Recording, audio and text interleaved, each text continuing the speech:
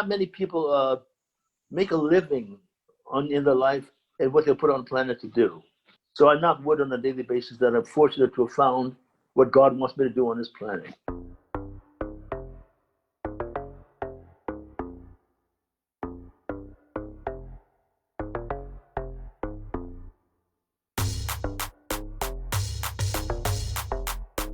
Might Lou Gossett Jr. have been a pioneering NBA superstar? We'll never know. The Oscar Award and Emmy Award winning actor, he's 84 and isn't slowing down one bit, turned down a basketball scholarship to NYU because he saw far more promise in a career in live theater. He was 17 at the time and at a crossroads. He auditioned for A Raisin in the Sun on Broadway, landed the role, collected a salary and a per diem, and never looked back. And it's a good thing he didn't. He's gifted the film and television industries with a 7-decade career, and he's still going. This year alone, he has 3 films with starring roles, including Foster Boy, which is presented by former NBA superstar Shaquille O'Neal. And at the top of the year, he'll go back to work on a new film with Pierce Brosnan. We chat. Mr. Gossett, I want to start at the very beginning because you actually turned down a basketball scholarship to pursue a career in theater. Tell me about why you made that decision. Well, they were fist fighting at the time. There was not a whole lot of money in it. The highest salary was barbecues from the Boston Celtics, and I was up in the Catskills where the rookie camp was. And they're trying to kill each other for a little bit of money and no promise. And at the same time, I offered from Lorraine Hansberry a small part with per diem in my pocket, and it was a no-brainer. I had more money in my pocket than the big professor had in the bank. So I did Raisin in the Sun instead of sitting and getting splinters on New York Knickerbocker. It's interesting that you say that because when I go back, the time that you would have been playing in college was right before the NBA had its first Black superstar, a couple of years really before Bill Russell, kind of solidified it and did all of the pioneering work that he was able to do. And I was going to ask if that was also a reason that made you say, not so much. I was the only Black in the freshman team.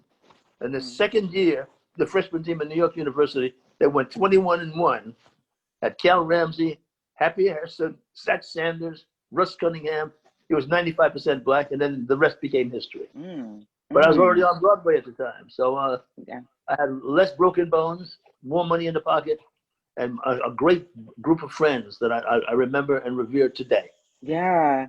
Well, what was it about Broadway, though? Because you had no experience as an actor before you did that first audition at 17 years old. But what was it about the theater that made you feel like that was a far better choice, other than the immediate gratification of the money? Well, I'm thinking and writing about it even as we speak. I got a book coming out for What It's Worth, it's called. And I remember when I was maybe about 6 years old, my aunts and uncles took me to the Apollo Theater. And the movie that was on the air, on the screen, was a thing called Cabin in the Sky. Then there was 2 movies, Cabin in the Sky, the other was Stormy Weather. The leader of Stormy Weather was Lena Horne. It had Bojangles, it had Duke Ellington, it had Cab Calloway, and it looked so inviting. The music was so good. And when the film went off, this mauve curtain rose, and then they were on the stage. The music was enchanting, and I never forgot it. So at the age of 6, 7, 8, 9, and 10, I wanted to perform in front of my aunts and uncles on Friday and Saturday night and get that same dessert. Fade out, fade in. Here I am, 17 years old on Broadway, and those same people are sitting in my dressing room backstage. Not many people make a living in their life and what they're put on the planet to do. So I knock wood on a daily basis that I'm fortunate to have found what God wants me to do on this planet. Yeah, at this point, you've been doing this for 7 decades. You have an Academy Award, an Emmy Award, and really a long list of credits of really excellent movies. So it sounds like you probably made the right career. But for you, what was that first solidifying moment that you picked the right field to go into? I think it was happened during the opening night in Philadelphia of A Raisin in the Sun. I mean, the reception they got in Philadelphia when we first opened after rehearsal was Lorraine Hansberry and Sidney Poitier and Ruby Dee and all of us there. I've never seen so many Black people, so many people so happy and in tears because I didn't know how revolutionary we were because I'm a kid. So to be part of that history is like a nail in the wood of the hammer of my history where it started back then. It started really before that, after that, rather. My first movie was in Africa, so the lessons have never stopped. I'm very lucky to get a lesson from history as a young man, being influenced by Black culture. And it's never over. It's just beautiful to know about us. Well, certainly the names that you just listed off, and yourself included, Mr. Gossett, have done a lot inside of Hollywood to pave a way for younger Black actors. What was it like for you being a young man, really getting his footing in this industry? What types of obstacles did you have to overcome? Because I can imagine that there were some. I didn't experience any racism until I got to California in 1966. It's in my book. I came up with a generation of people who ran for the blacklist. They thought they were communists, but they're beginning the union. It's right after the Depression. So I'm part of the post-Depression generation. The post-Depression generation, especially in New York City, across the thing, was the intellectual cream of the crop of America, had to change their names and run to the boondocks where they were accepted. And I grew up with their children, the children of Albert Einstein and Barbara Streisand I grew up with, and Carole King, and that's where J.K. Robinson came from. Adam Clayton Powell, Ethel Scott, Lena Horne.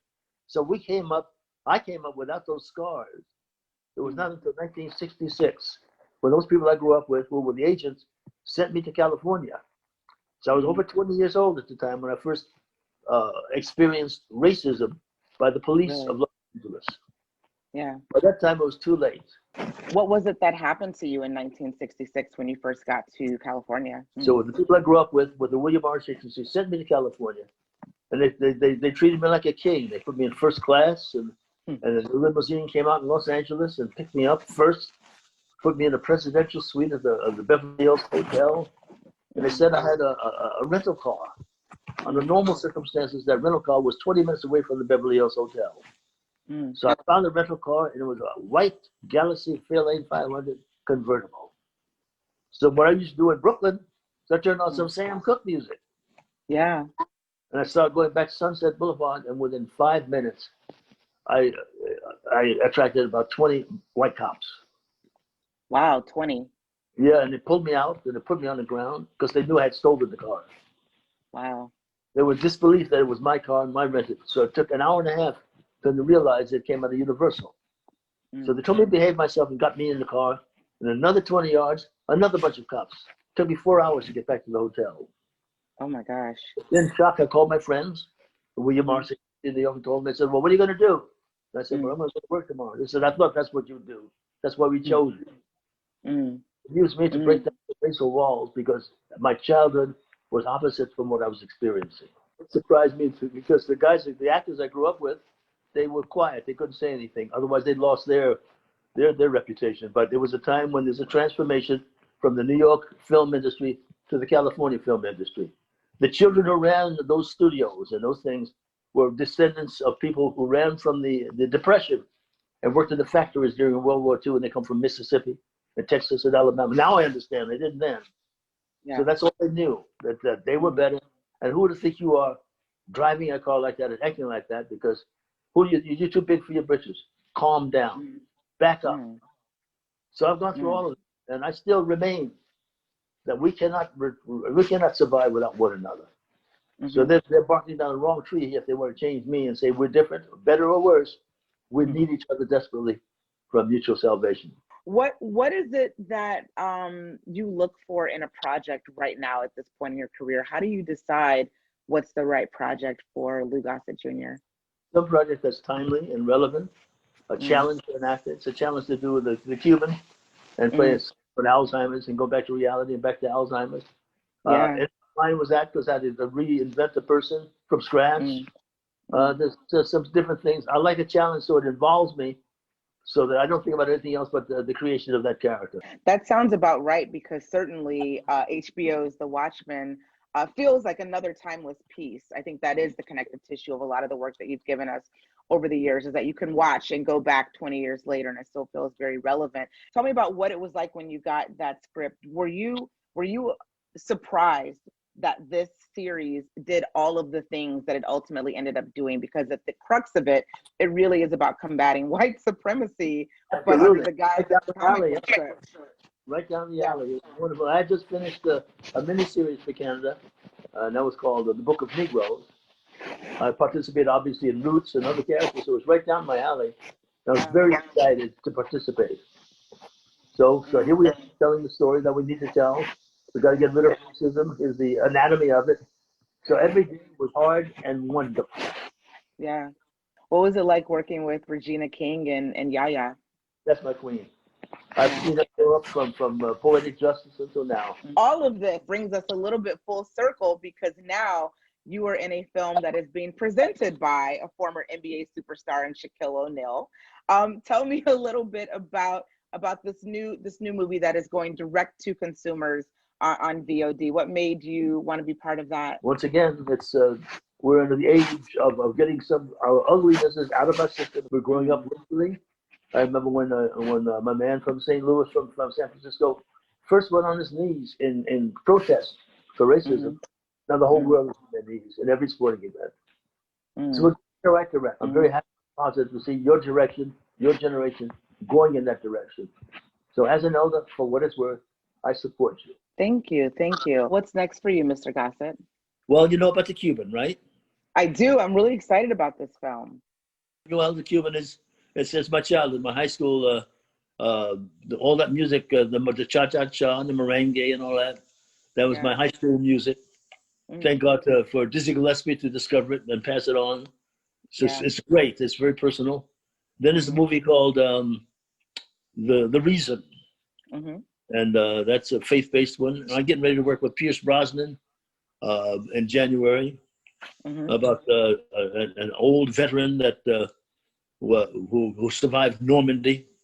So it's very exciting. My foundation is called the E-Racism Foundation. So I'm alive and well doing what God puts me on the planet to do, which keeps me alive and relevant. Well, glad to see that you are not slowing down anytime soon because you absolutely deliver every time you get on screen. So thank you so much for all of your contributions. Have a blessed day, lady. Thank you. You as well. Up next on Another Act, Matthew Cherry.